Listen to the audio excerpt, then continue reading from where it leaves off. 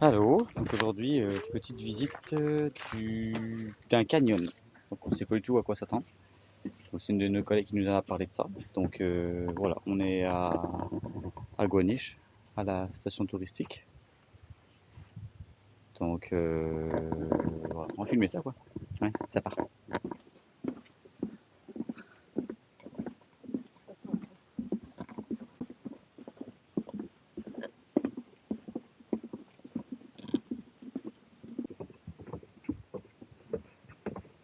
Oh, avec l'eau de l'autre bord, c'est bien beau.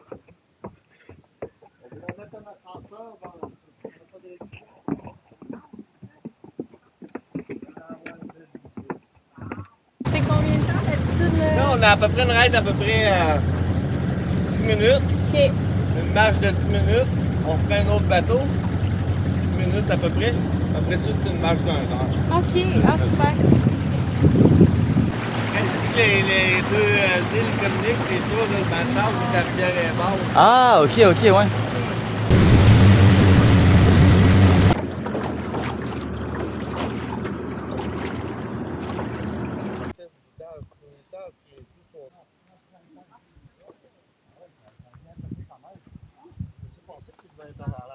Ah, c'est comme ça que ça fonctionne. Ouais.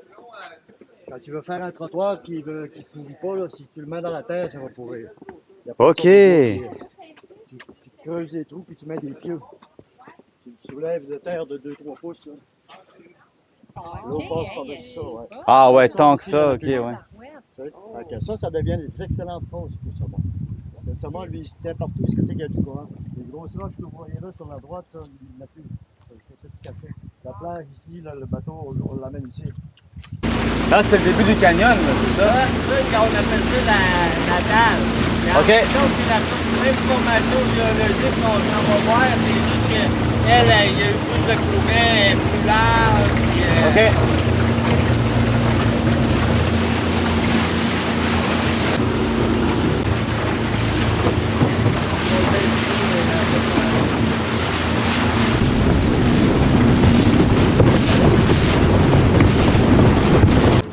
Ce que je dis, c'est que quand la rivière elle est haute, on voit pas la rivière est censée être plus haute que le tas de sable.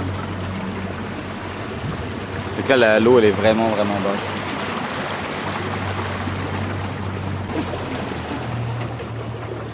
Oh, check la chute là-bas. C'est beau, hein? Ok.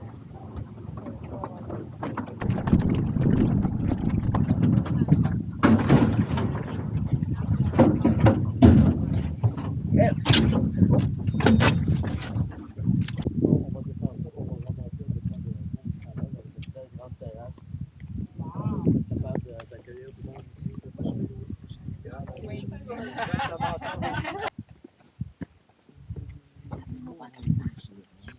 Oui, c'est vrai.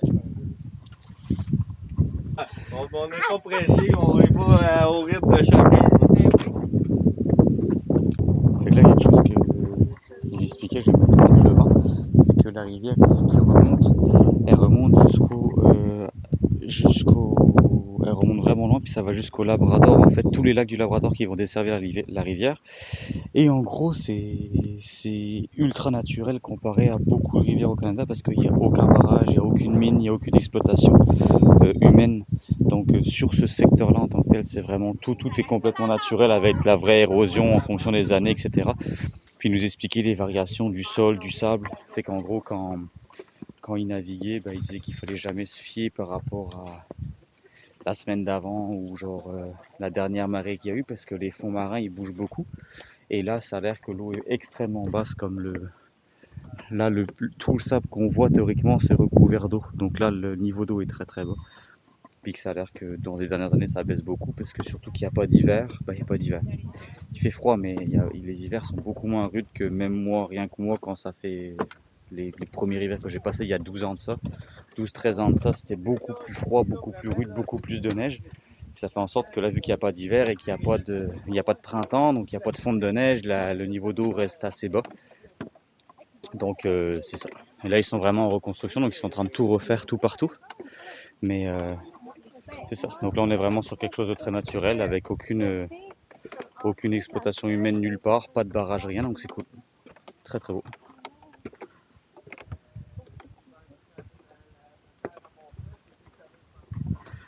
Et pour donner une idée, on est exactement à 20 minutes de la maison. Donc on ne savait même pas qu'il y avait ça, mais on a 20 minutes de la maison. Donc très cool. Quelque chose à faire quand vous viendrez nous voir. Donc là, c'est ça, on rentre petit à petit dans le canyon. Donc là, il y a un bout de trail comme ça, puis après ça, je filmerai pour le reste.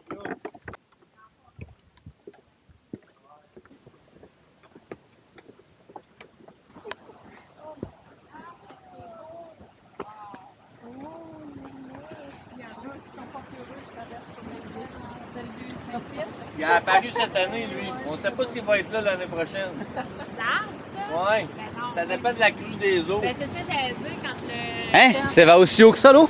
Ah oui, cache? ça va plus haut que ça. Je sais pas. Ah ouais? C'est de voir l'année prochaine si les glaces ou quelque chose vont le casser. Hey, mais tu sais, là, quand j'ai vu que le canyon, il y a 15 mètres, Ben oui. Et, Ok, fait que il le a pas bâton le- là, c'est mais- l'eau qui est venue, oh, l'eau là-bas, qui il y est a venue 40 le déposer. pieds au bout. Ça fait que dans le creux de ça, il y a... On veut plus proche. Mais la face qu'on veut là-bas, Son nez est bien défini, là, c'est incroyable. Même les moustaches. C'est vrai?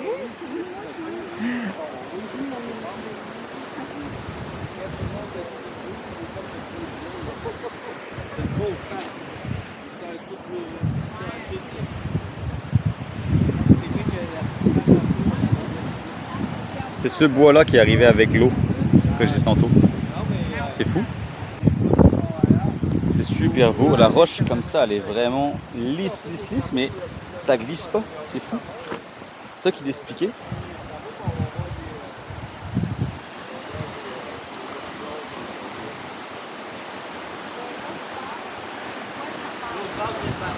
Là, il expliquait qu'on peut sauter. Ben, en fait, il faut pas le faire, mais si on sautait, on toucherait pas le fond. Et en fait, ça devient de plus en plus étroit. Et vu qu'il y a le même volume d'eau qui passe, ça fait que c'est très très profond avec énormément de courant. Et ça comment les trous comme ça? Ils appellent ça des marmites. Des marmites? Des Ok. potholes. Dans la nature des chaudrons. j'avais au même. L'idée de même. T'es dedans? Tu devrais faire guide, Marie-Josée, Oui, hein? la fin de semaine. Regardez-moi ça, les beaux chaudrons.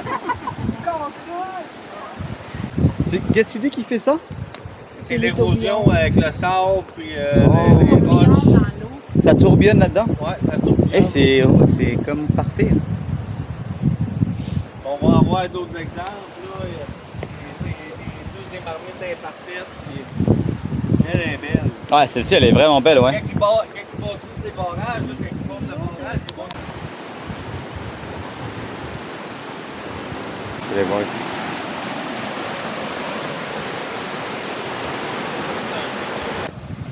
Belle marmite.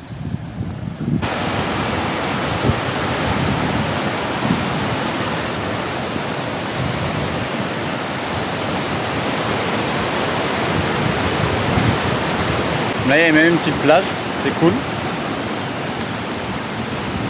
La petite playa. Mais ça se marche bien. C'est super lisse, mais je pensais que ça allait glisser, mais c'est pas... ça glisse un petit peu, mais pas tant que ça. C'est vraiment particulier. Comme ça, mettons, je pensais que ça glisserait, mais en fait non. Ça accroche quand même bien.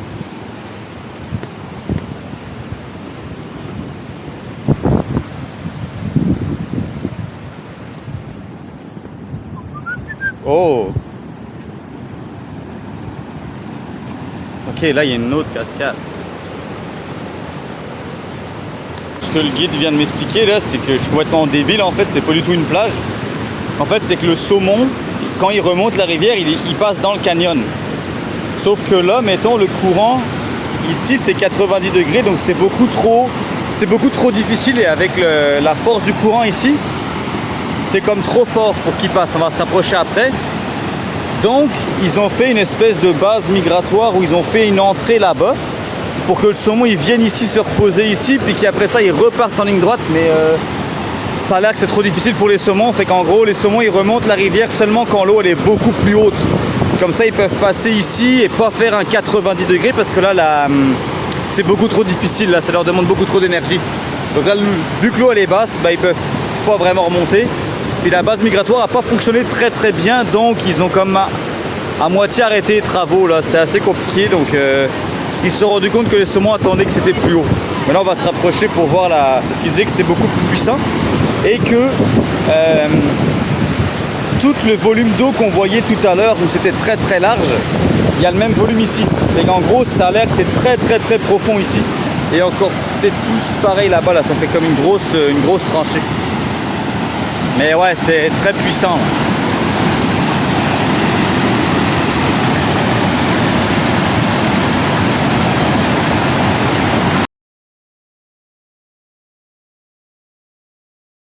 Voilà, je vais cacher un petit peu le micro, mais on est sur le chemin du retour. Pas vrai, bébé?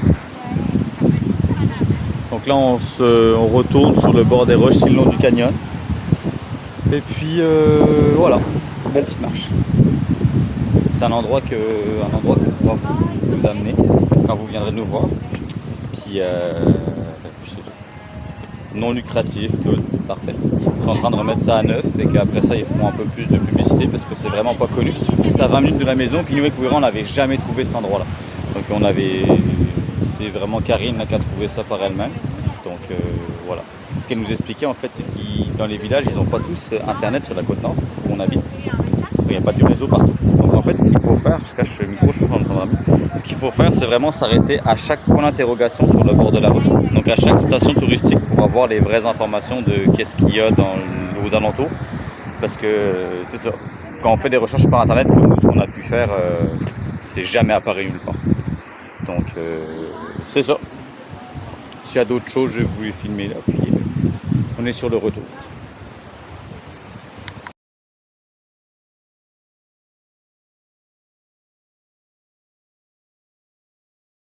Une moutarde normale, c'est 2 fois cette grosseur-là, quasiment. Là, tu dis qu'elle a bien mangé correct, là? Ben oui, Elle est bien, là? Le gésil est ici dans la gorge, là. C'est là que les grains et tout se ramassent, là. Puis, OK. Tu vois-tu la bosse qu'elle a dans Ouais. la fin du noir, là? Ça veut dire qu'il est bien plein en garde. Allô, toi? Elle a pas peur, hein? Merci à vous. On voit pas beaucoup de rage.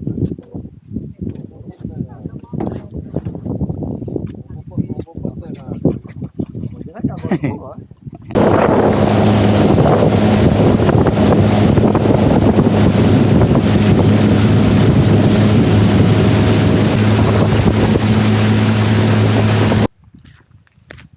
Bon, et bien voilà, petite visite du canyon finie. Donc le début du chemin est par là. Et on s'en est allé. Et puis voilà, donc c'était cool. Il y a quelque chose qu'on pourra faire avec les gens que ça peut intéresser. Donc voilà, c'est très fun. C'est très fun, magnifique. Il n'y a personne, on est au calme. Donc voilà, il fait par contre très chaud. Voilà, on va manger, retourner à la maison. Tranquille, peut-être même aller à la plage cet après-midi, tu vois. Allez.